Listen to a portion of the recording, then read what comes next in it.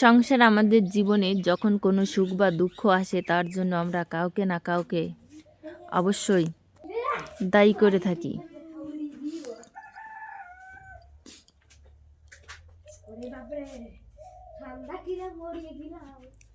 তাই না? এই ব্যক্তি আমাদের সাথে এমন কাজ করছেন, তাই আমার সাথে এমন হলো। তাহলে আজ আমি ওই স্থানে পৌঁছে পারতাম। সবই আপনার দৃষ্টিভঙ্গির উপর নির্ভরশীল। আর যদি আপনার দৃষ্টিভঙ্গি এমন হয় তাহলে তা অনুচিত। সত্যি কথা বলতে এই সংসারে ভিন্ন ভিন্ন ধরনের মানুষ আছে। এটা আপনার উপর নির্ভর করছে কিভাবে তাদের স্বাগতম জানাবেন। এবার ভাবুন, আমার দুটো হাত সামনে নিয়ে এলাম, দুটো মুঠো খুলে দিলাম। দুই প্রকারের মানুষ আসবেন, কিছু না কিছু দিয়ে যাবেন। এই মুঠো যদি বন্ধ করে দেই তাহলে কেউ আমাকে কিছু দিতে পারবে না, কিছু যাবে আসবে না। এই দুই ধরনের ব্যক্তি যারা এমন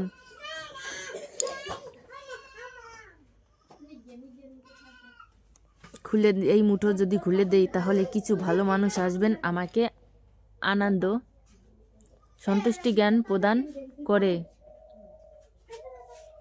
যাবেন, ভালো অভিজ্ঞতা দিয়ে যাবেন। কোনো খারাপ ব্যক্তি যদি আসেন তাহলে তিনিও খারাপ অভিজ্ঞতা দেবেন, যার থেকে আমি শিক্ষা লাভ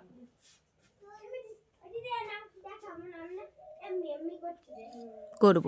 এই সব কিছু আমি লাভ করতে পারি। মুঠো যদি বন্ধ করে রাখি তাহলে আমি কিছুই পাবো না। এই সংসারে প্রত্যেক জীবন একরকম, প্রত্যেক জীবনে সব কিছু আছে, ভালো অভিজ্ঞতা আছে। নির্ভর করছে আপনার উপর যে আপনি কি করবেন, এদের স্বাগত কিভাবে জানাবেন, কার থেকে কি বুঝবেন, কি শিখতে পারবেন, আর কোন দৃষ্টিভঙ্গি নিয়ে অগ্রসর হবেন এটাই নির্ধারণ করবে যে আপনার জীবন কেমন হবে। আসুন আমার সাথে ভালোবেসে বলুন রাধা রাধা। জীবনে যখন কোনো ব্যক্তি নিজের লক্ষ্য প্রাপ্তির জন্য নিরন্তর পরিশ্রম করতে থাকেন, চেষ্টা করতে থাকেন, তখন তিনি কষ্ট অনুভব করেন, কখনো শারীরিক কষ্ট, কখনো মানসিক কষ্ট। এবার উনি এটা ভাবতে থাকেন যে আমি কি উচিত করছি নাকি অনুচিত করছি। কারণ অন্যদিকে এমন একজন ব্যক্তিও আছেন যিনি একদমই পরিশ্রম চেষ্টা করছেন না।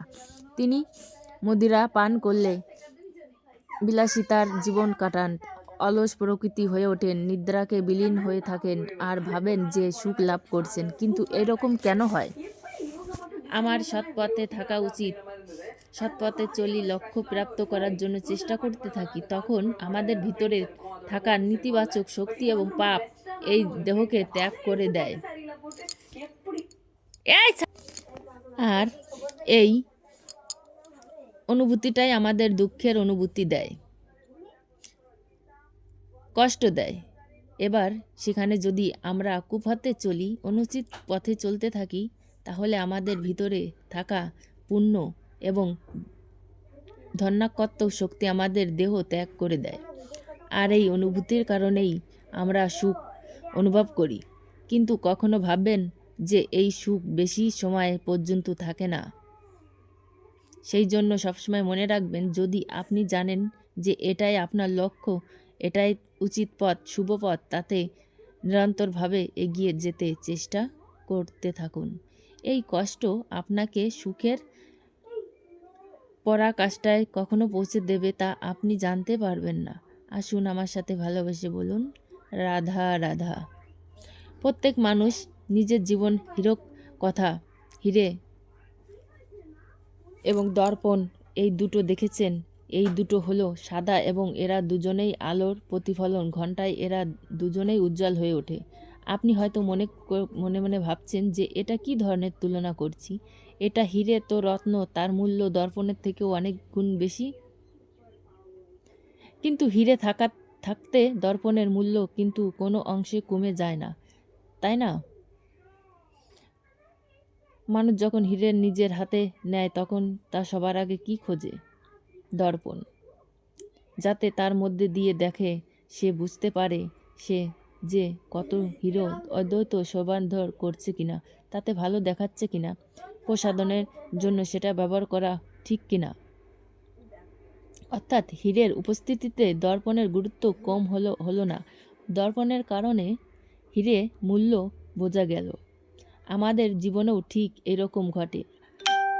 আপনারা যদি সংসারে নিজের আশেপাশে দেখুন, এমন অনেক মানুষ দেখতে পাবেন যারা ক্ষেত্র মহান স্থানে পৌঁছেছেন, নিপুণ শ্রেষ্ঠ হয়েছেন, আর তাদের মধ্যে আপনার নিজের মনে হয় যেন আপনি হলেন দর্পণ। নিজেকে ছোট মনে করবেন না।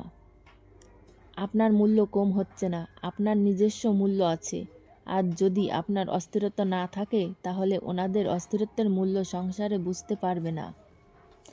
অস্তিত্বের মূল্য সংসার বুঝতে চেষ্টা করবেন, যাতে আপনি আরও বেশি শ্রেষ্ঠ হয়ে উঠতে পারেন। আপনি নিজের স্থানে আছেন, সেটাকে ছোট মনে করবেন না।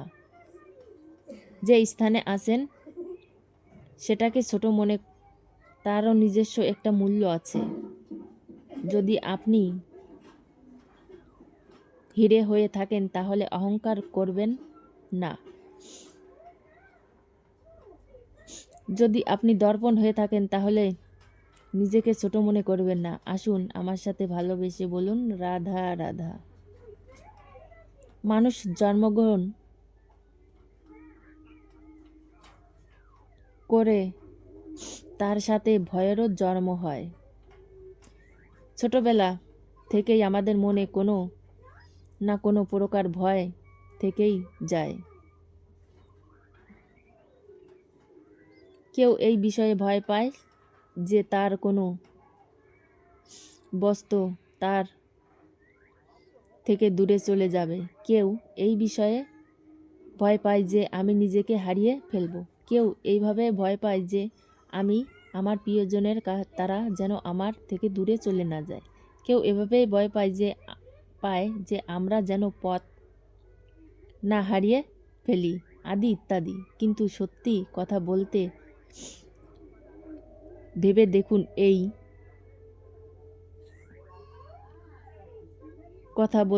দেখুন, যে এই বাস্তবে কি ভয় কি শুধু একটা মনস্থির, আর কিছু নয়। যা কিছু আপনি জীবনে পেয়েছেন, একদিন আপনাকে হারাতে হবে। পেয়েছেন তা জীবন হলো আপনারই, কিন্তু তাও একদিন সমাপ্ত হবে। তাই ভয় পেয়ে কী লাভ?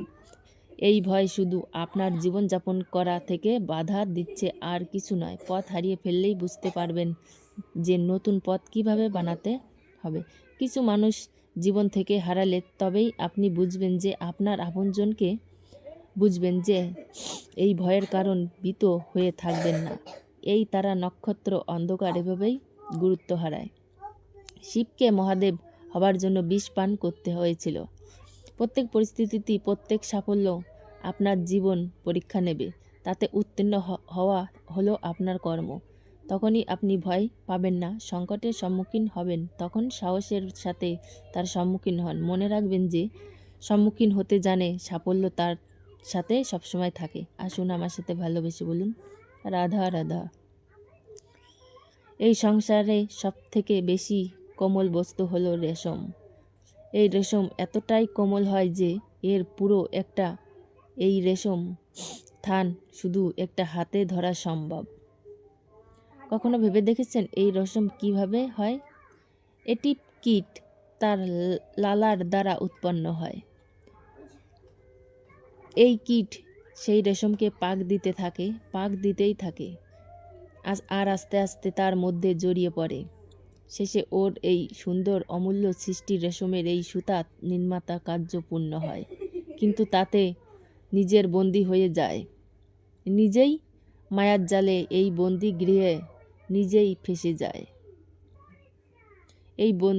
এইবার এই সুতাকে ব্যবহারযোগ্য করে তোলার জন্য এই কীটগুলিকে এই কবচের সাথেই ফুটান্ত জলে ফেলে দেওয়া হয়। এই সংসারে যদি আপনার স্বপ্ন এই সংসারে দুঃখ হরণ করার জন্য, এই সংসারে সুখ বিতরণ করার জন্য হয়, তবেই আমাদের প্রগতি সম্ভব।